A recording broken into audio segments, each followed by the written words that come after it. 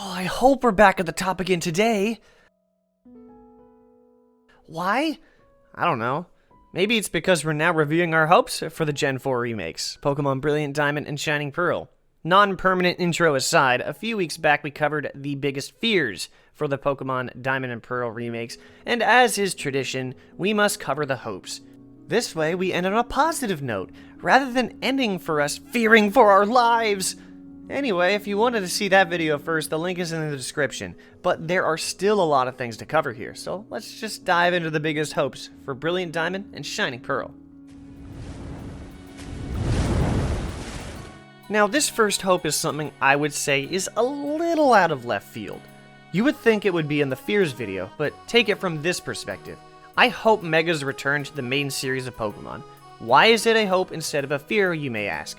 Well, one, canonically the thing that replaced Megas cannot happen outside of Galar, so it's unlikely that they return, speaking of Dynamax. Two, Megas were already retconned with the start of Generation 8 being completely wiped from the game.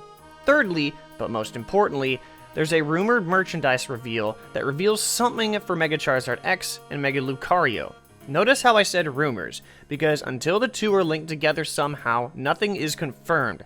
Unlike what others may tell you, saying things are quote-unquote confirmed based on a theory/trend, nothing is concrete yet, so take anything you see with a grain of salt.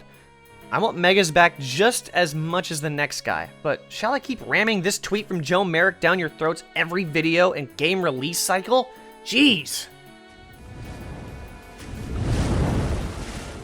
With the hope that Megas are back, brings another hope, that Dynamax is gone. Wiped clean. Finito. Get it out. I despise Dynamax/Gmax only due to two things. It combines something equally as stupid and overpowered in Z moves with Mega Evolution, but it also caused Mega Evolution to be retconned. With the already mentioned rumors of the Mega Evolution merchandise, it's looking likelier that we don't have to play another game with an awful mechanic known as Dynamax. It's shown by the many posts of the community that Dynamax is a very divisive mechanic, and Mega Evolution was widely beloved. Mostly. So do us all a favor, and cancel Dynamaxing, and bring back what we truly enjoyed.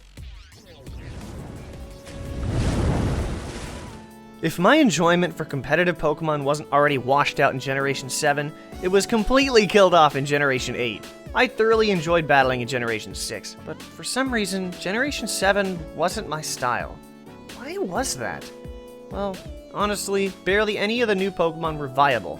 Only the Legends and Ultra Beast, and a few other regular Pokemon such as Mimikyu and Toxapex were able to hold their own, so the metagame virtually became Oros Plus, because the higher tier Pokemon stayed the same, but the lower tier Pokemon that we got used to got completely dumpstered, and as better options were available in the upper tiers. On top of that, Dynamaxing ruined everything, as it was banned in Smogon, but not online, axing Megas from the metagame, and I haven't even mentioned the worst thing that crippled the in-game competitive scene, the battle timer. Back in Let's Go, they lowered the battle timer to 20 minutes. We all thought nothing of it, because this game couldn't really be played competitively with a low amount of Pokemon available. But then they brought it to Sword and Shield, and the rest is history. You can't even change any settings to make it 60 minutes like it used to be. The closest you can get is using the chest timer, which isn't even available through normal means. You actually have to set it up via LAN mode on your Switch to get that as an option. While the metagame isn't the best, all we can hope for is the return to a better battle timer, because 60 minutes is better than 20 minutes. One of the things we all enjoyed about the main series of Pokemon was its difficulty, or at least until Generation 6. There was nothing like going into a gym battle under-leveled and had to fight against the current. Even worse was the massive level spike that was in the Elite Four. The perfect example is in Generation 4, having to face the Pokemon League in Sinnoh. We all have our own memories of this. Facing Cynthia was a nightmare. It was an uphill battle of massive proportions. In my very first battle against Cynthia in April 2007, it was down to her Garchomp versus my Dialga, as we were both down to our last Pokemon. Somehow Dialga lived with 17 HP from her Garchomp's Earthquake, and I fired back with a Roar of Time that sealed the championship for me. Challenges bring a lot of feelings. Rage, determination, perseverance. but we lack that in the recent Pokemon games. A lot of hand-holding, and the rework of the EXP share has been the cause of this recently. It's even worse since the EXP share has been removed as of Let's Go and just been integrated as a feature instead. How do you expect us to enjoy the game if we're basically using a Pokemon aimbot? Come on now. There is one exception to this rule though, Ultra Sun and Ultra Moon. These games, while not inherently challenging when compared to the games of the past, had our toughest challenge yet, Ultra Necrozma. And that is the challenge I hope to see spread out through Sinnoh. Come on, ICLA or ICLA or whatever. If this is really a faithful remake, then you have to keep the games challenging like they were 14 years ago. Bring back the nostalgia of Cynthia powerbombing us through a table off the top rope. I'm sure many people would like that. And not because people are attracted to a cartoon. Lastly, but definitely more reasonably, we have the updates for Sinnoh that were made in Platinum. I covered a lot of these in the Fears video already, so some of these may be repeats, but at least I'm casting a wider net here. All other remakes had a third version integration into them in a way. Fire Red and Leaf Green had features of the original Red and Green, and Red and Blue. Heart Gold and Soul Silver had crystal integration with the Suicune plot in the Battle Frontier. Omega Ruby and Alpha Sapphire had a blend of Emerald in it, with such things as the Delta episode.